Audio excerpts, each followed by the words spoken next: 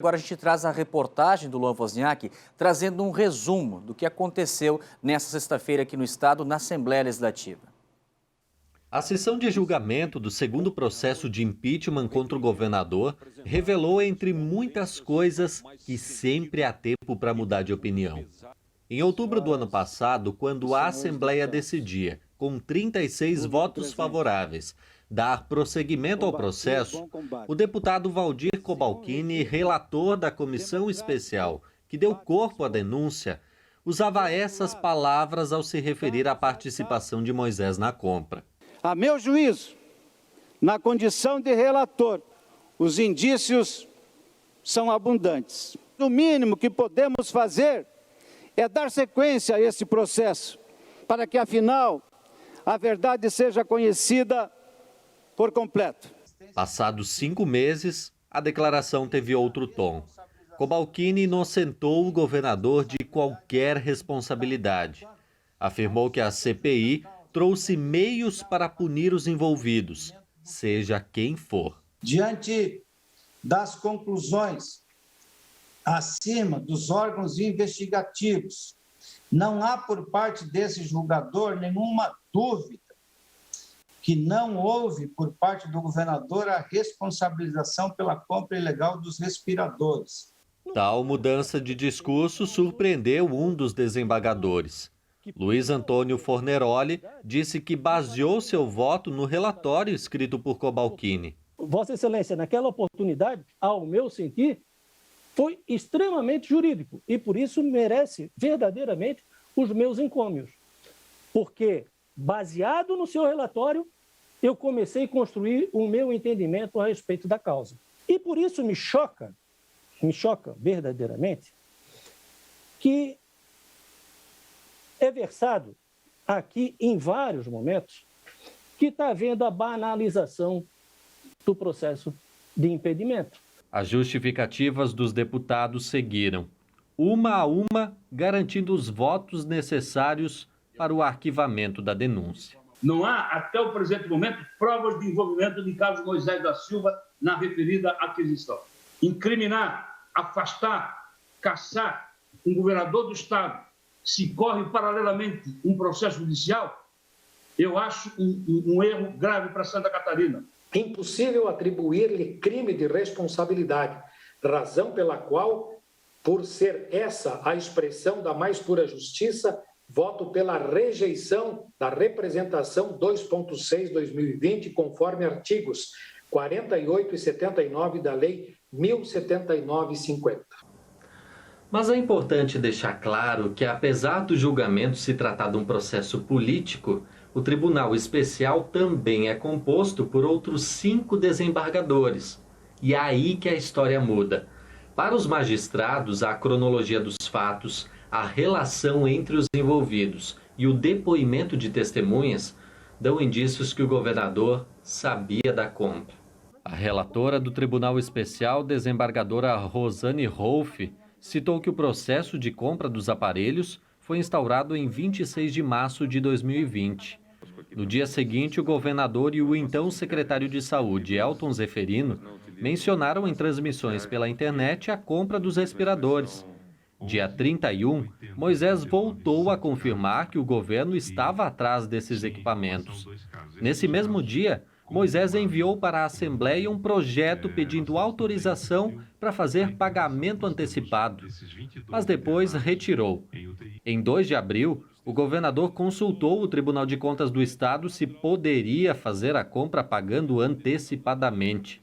O presidente do TCE respondeu no dia seguinte, no dia 3, alertando que só seria possível se houvessem garantias reais para proteger o patrimônio estadual. A responsabilização política está focada no fato de que o representado tenha tido ciência de que o contrato de aquisição dos ventiladores pulmonares previa a hipótese de pagamento antecipado sem a prestação de qualquer garantia ao Estado.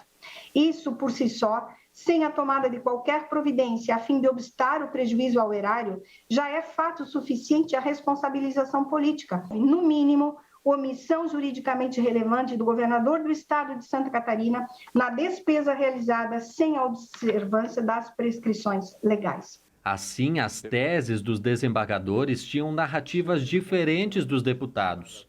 Sônia Schmitz lembrou que esse é um julgamento político diferente do criminal, afirmando que para a abertura do impeachment bastam os indícios. Os indícios, por si sós, permitem, inclusive, respaldar decreto condenatório. Os elementos com tal envergadura seguramente existem com suficiência. Aliás, os indícios aqui superam a superficialidade. Pensamento parecido adotou o desembargador Roberto Pacheco. A meu sentir, não está evidenciada a prática de qualquer conduta que se amolde ao previsto no artigo 9º, item 3 da Lei 1079, razão pela qual se impõe, também neste tópico, o reconhecimento de ausência de justa causa para o prosseguimento da acusação. Quanto exposto, senhor presidente, voto no sentido de admitir como objeto de deliberação por parte deste Tribunal Especial de Julgamento a denúncia formulada contra o excelentíssimo governador do estado de Santa Catarina, Carlos Moisés da Silva, em relação à aquisição de respiradores e à emissão de declaração falsa à Comissão Parlamentar de Inquérito. O desembargador Zenelato foi além. Concordou que o governador não pode acompanhar todos os atos dos subordinados, mas que este é um caso particular, de grande visibilidade, e que Moisés demonstrava ter conhecimento do fato e que devia impedir o prejuízo. Impõe-se analisar se a autoridade pública denunciada ordenou a despesa não autorizada ou sem as cautelas pertinentes, na hipótese de a ordenação advir de outro agente público, se o denunciado possuía o dever jurídico de evitar o resultado danoso, bem como se tinha a possibilidade de intervir no sentido de impedir a sua consumação. Para tanto, em primeiro lugar, é fundamental uma noção da estrutura do poder executivo estadual, sobretudo das atribuições e competências administrativas constitucionalmente conferidas ao governador do estado e aos secretários. Com a votação em 5-4 pelo afastamento, a essa altura só havia mais um deputado para se manifestar. Destoando do discurso dos demais parlamentares, Laércio Schuster deu o 6º voto necessário para a abertura do impeachment. Mantenho a coerência do meu julgamento.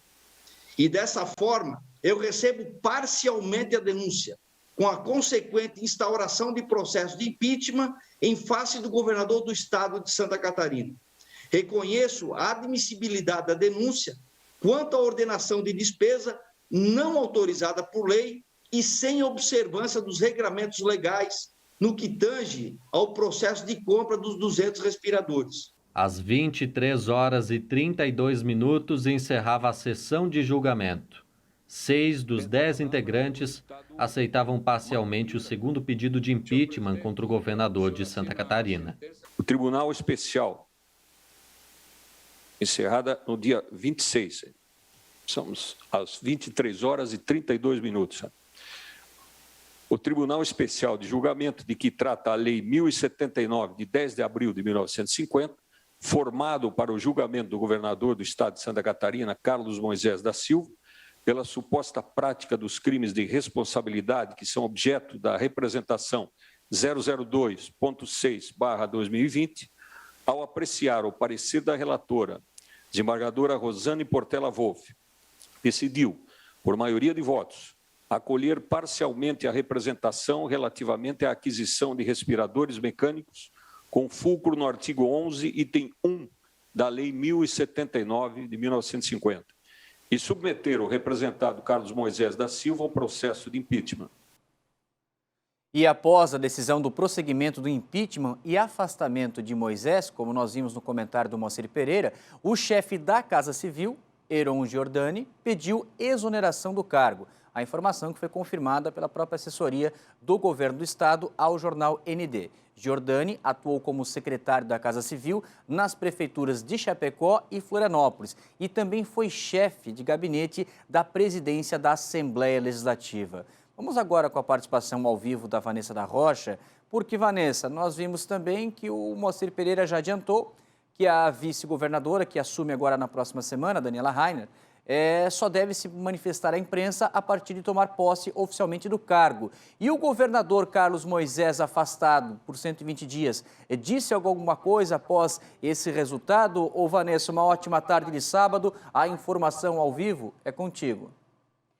Muito boa tarde para você, Zanotto. Boa tarde a todos que acompanham o Balanço Geral. O governador Carlos Moisés ainda não se manifestou publicamente junto à imprensa, mas se manifestou ontem nas redes sociais logo após o término da sessão. Numa publicação, ele disse que confia na justiça e disse que não há justa causa para o impeachment. Ele também disse que isso foi atestado pelas investigações conduzidas pelo Ministério Público, Tribunal de Contas e Polícia Federal. Moisés disse que irá trabalhar no processo de transição para a gestão interina e que esse processo ocorra de forma tranquila, sem prejuízos ao enfrentamento da pandemia. Ele disse que hoje a prioridade é a vida dos catarinenses.